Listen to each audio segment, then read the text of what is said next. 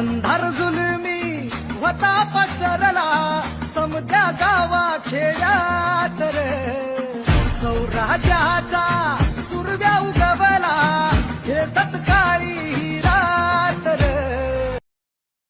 शिवराज्याभिषेक दिन विशेष पालघर क्रांतीची न्यूज 6 जून 1674 हिंदवी स्वराज्याचा सुवर्णक्षण. आज संपूर्ण महाराष्ट्रात शिवराज्याभिषेक दिन उत्साहात साजरा होत आहे.